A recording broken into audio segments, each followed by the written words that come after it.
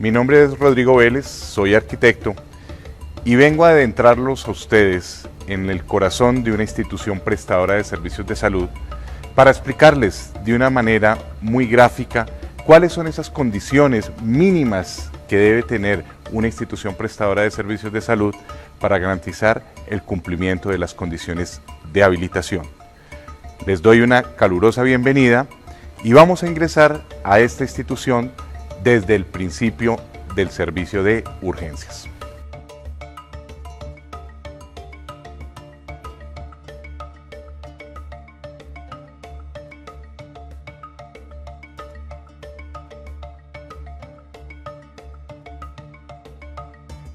Vamos a iniciar nuestro recorrido por el servicio de urgencias. El servicio que requiere todas las condiciones de accesibilidad porque es donde ingresa el paciente que llega en estado crítico. Desde las salas de espera, como vamos a ver ahorita las condiciones, hasta todo lo que son los recorridos, circulaciones, deben darme las condiciones para permitir unos procedimientos, permitirme la accesibilidad, la oportunidad y la seguridad al paciente. Tenemos ambientes como el que tenemos acá de la sala de reanimación. El área de reanimación debe estar inmediatamente al acceso del servicio de urgencias.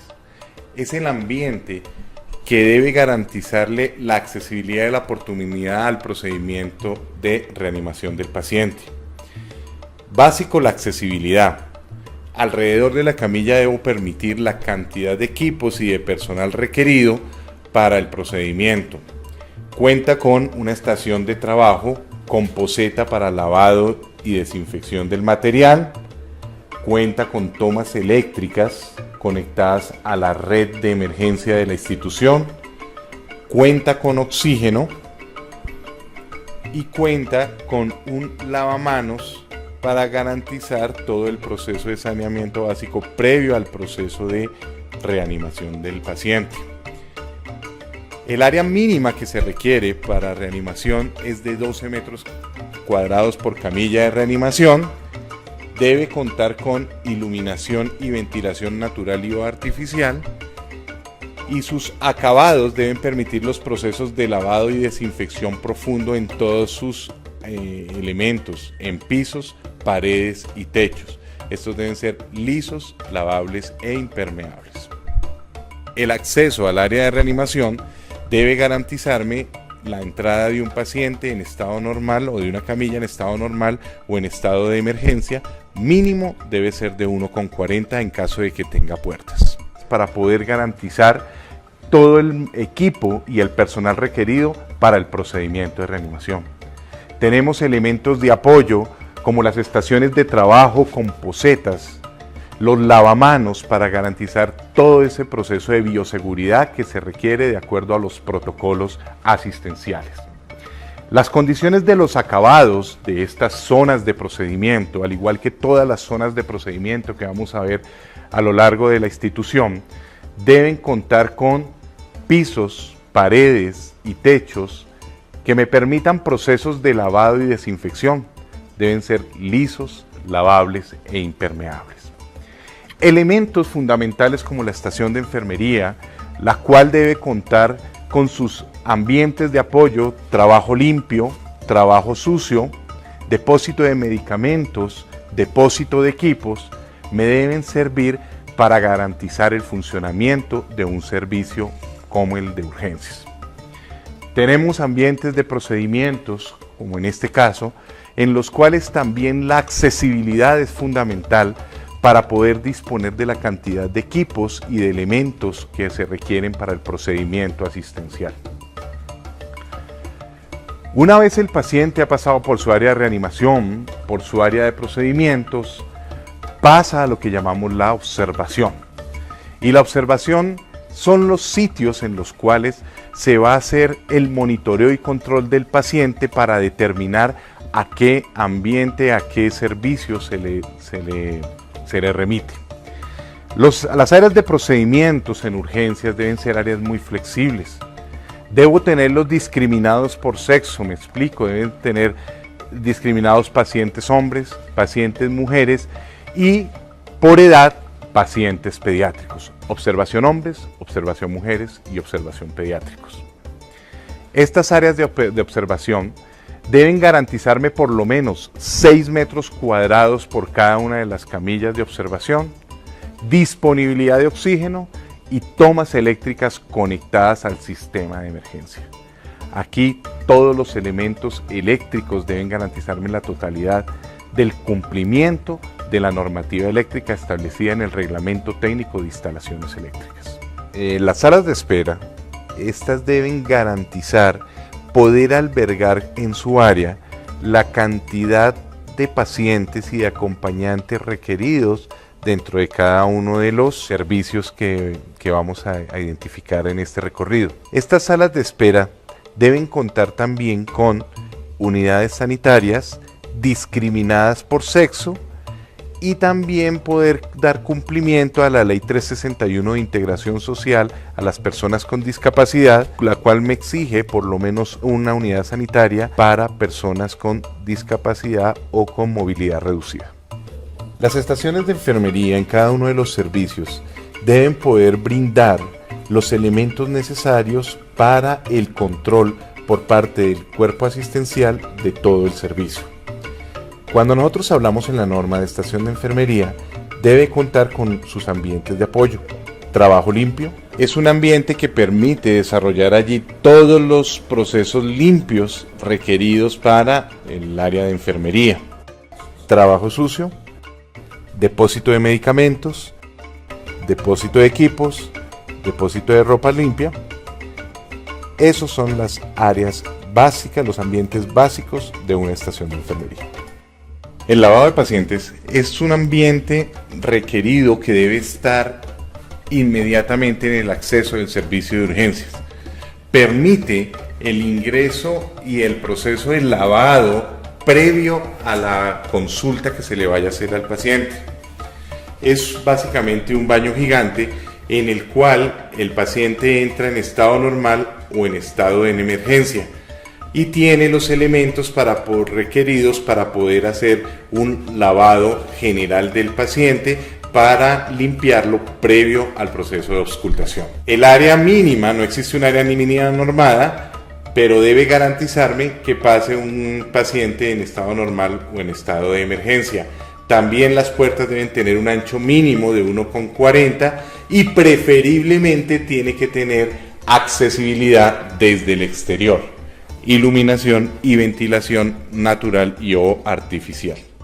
El área de observación debe estar discriminada por sexo y por edad. Me explico, debo contar con observación hombres, observación mujeres y observación pediátrica por las diferentes patologías que allí se manejan. Debo garantizar por lo menos 6 metros cuadrados por cama por cada una de las camas de observación, contar con tomas eléctricas conectadas a la red de emergencias y contar con oxígeno.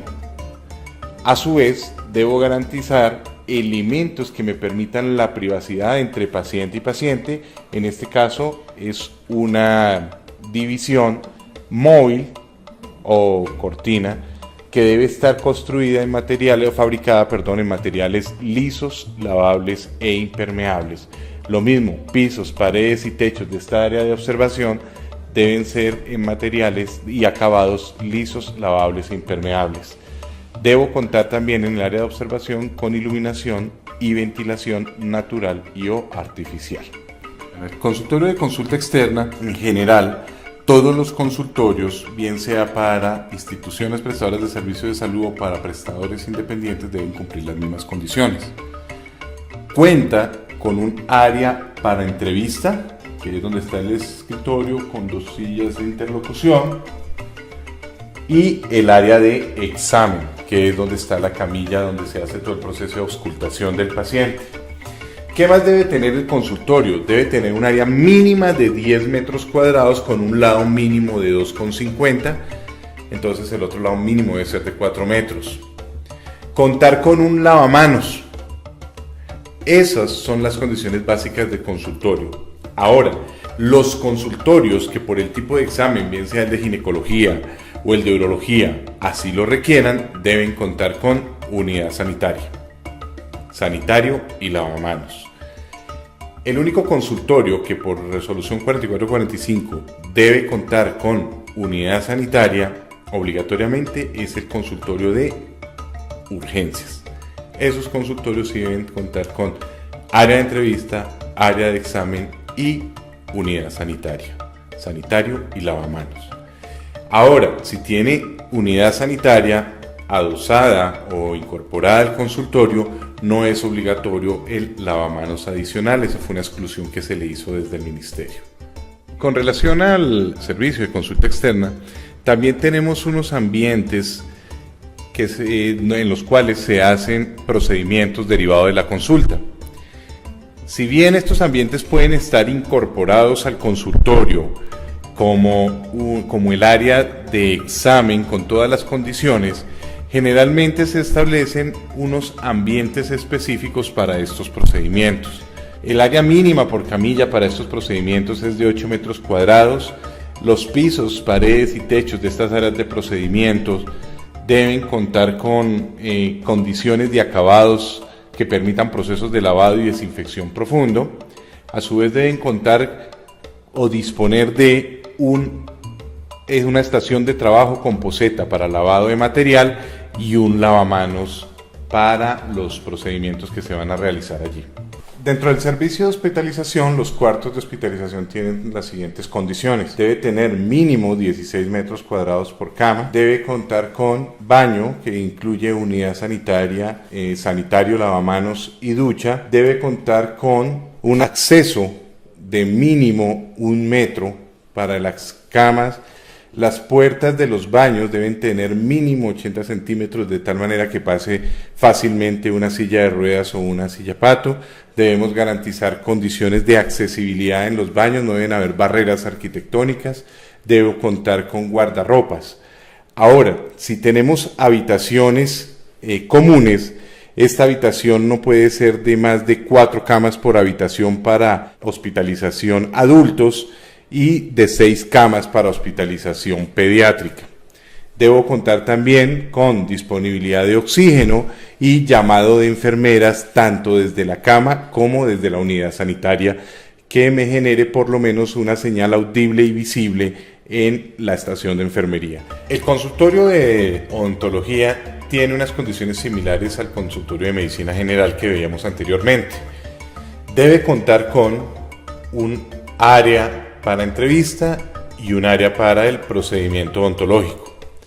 A su vez, debe contar con una estación de trabajo con poceta para el lavado de material y con lavamanos. El consultorio odontológico, por resolución 4445, por garantizar un procedimiento, por generarse un procedimiento invasivo, se le solicita que tenga acabado en media caña entre la pared y el piso como un área de procedimientos. Ahora, si tiene más de 2 unidades odontológicas, debe contar con barrera física entre unidad y unidad que separe las 2 unidades. Por lo menos por cada 2 unidades odontológicas se debe garantizar un área de entrevista y por cada 3 unidades odontológicas se debe garantizar un lavamanos. Esas son básicamente las condiciones del consultorio. Pisos, paredes y techos de un consultorio odontológico deben ser recubiertos en materiales que permitan facilidad en lavados y desinfección. Deben ser lisos, lavables e impermeables. Esas son básicamente las condiciones de un consultorio odontológico. Hay algo que es importante tener en cuenta, es la accesibilidad. Por lo menos debe permitirse que un paciente en condiciones de discapacidad o con movilidad reducida pueda acceder a los servicios de salud. Es por eso que, aunque sea consulta externa, la condición de accesibilidad es fundamental dentro de un proceso de habilitación. Dentro del servicio de hospitalización, por cada 20 camas de hospitalización se debe contar con un cuarto de aislamiento de pacientes. El cuarto de aislamiento de pacientes es básicamente para aislar pacientes que están inmunosuprimidos o son infectocontagiosos. Este cuarto tiene una especial condición técnica, que es una antecámara o una barrera sanitaria que se hace previo a la entrada del cuarto. Es básicamente para generar, como su nombre lo indica, un aislamiento. Entonces se abre la puerta, se entra en la antecámara, se cierra la puerta, se hace todo el cambio, se hace un proceso de lavado porque además cuenta con una poceta para lavado de manos y se ingresa ya a la habitación como tal, que es una habitación que tiene las mismas condiciones de cualquier habitación de hospitalización. Lo único de diferente es esta antecámara y que deben indicarse o deben tenerse a la vista las indicaciones claras del manejo del paciente que tenemos adentro de la habitación. Esta habitación, por lo demás, cumple con las mismas condiciones de una habitación normal, en donde tiene un área mínima de 16 metros cuadrados por cama, debe contar con unidad sanitaria, ducha y lavamanos, o sea, con baño, la accesibilidad en toda su área, en toda su extensión, desde el baño hasta la habitación. Se solicita que si es para un aislamiento de pacientes infectocontagiosos, el diferencial de presión entre el exterior y el interior de la habitación debe ser negativo. Dentro de los servicios de apoyo encontramos el laboratorio clínico, el cual las condiciones de infraestructura básicamente deben garantizar procesos de lavado y desinfección, o sea, pisos, paredes y techos me deben permitir procesos de lavado y desinfección profundo. Debo tener secciones separadas para cada uno de los procesos debidamente identificadas. El área técnica en mediana y alta complejidad debe estar separada del área administrativa, pero básicamente hoy en día el laboratorio, el ambiente físico me lo determinan los equipos que en estos momentos tengan las instituciones. Por lo tanto, pues mientras estén delimitadas, separadas, cumpliendo condiciones de lavabilidad y asepsia de las áreas y separada el área técnica del área administrativa, no tiene ningún inconveniente.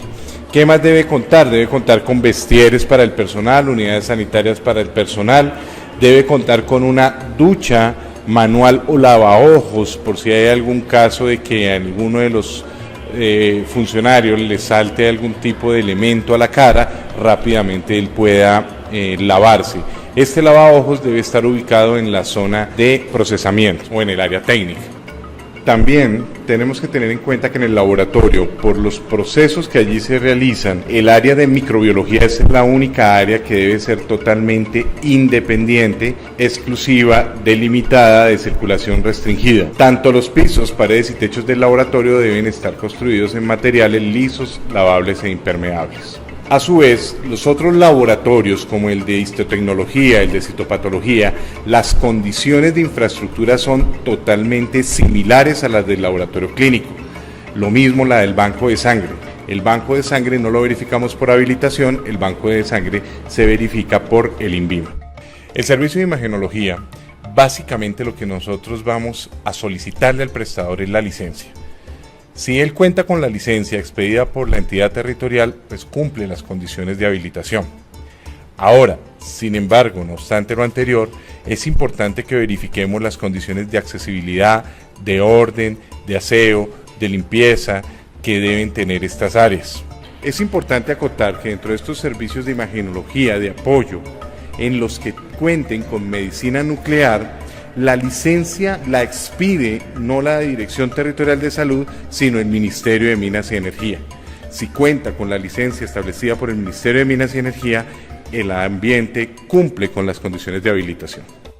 Es importante resaltarle a los prestadores que existen normas de obligatorio cumplimiento que deben tener las instituciones previo al proceso de habilitación. Estas normas están determinadas por normativa nacional que impacta directamente la seguridad de la institución y la seguridad del paciente. A su vez, están enmarcadas dentro de todo ese gran esquema de política de hospital seguro establecido por la Organización Panamericana y la Organización Mundial de la Salud. Cuando nosotros vamos a construir una institución prestadora de servicios de salud, debemos contar con licencias para el funcionamiento de uso salud, cumpliendo todas las normas urbanísticas. A su vez, debemos evaluar que los lotes y los sitios donde vayamos a construir nuestra edificación sean sitios que cumplan con las condiciones de seguridad, haberles hecho sus estudios de amenaza y de riesgos y poder ubicar nuestras instituciones dentro de zonas y áreas totalmente seguras. A su vez, es obligatorio que las instituciones cumplan toda la normativa de sismo resistencia establecidos por la NSR 10 o norma sismo resistente del 2010.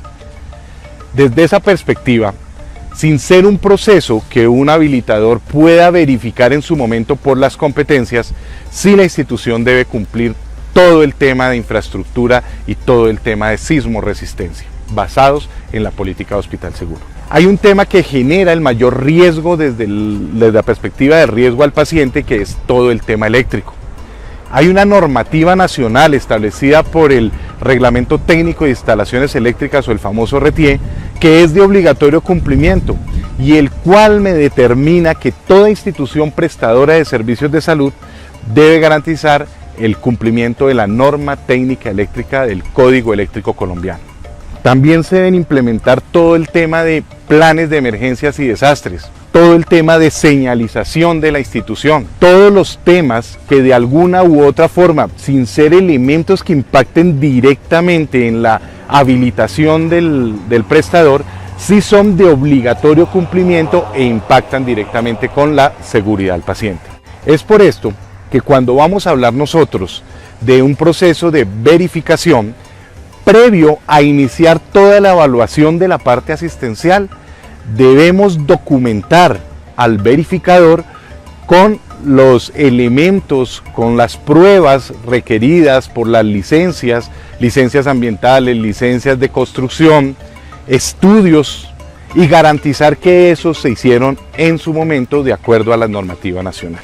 Es por esto, señores verificadores, que debemos por lo menos recibir todas las evidencias por parte de las instituciones de que están cumpliendo con estas normas nacionales.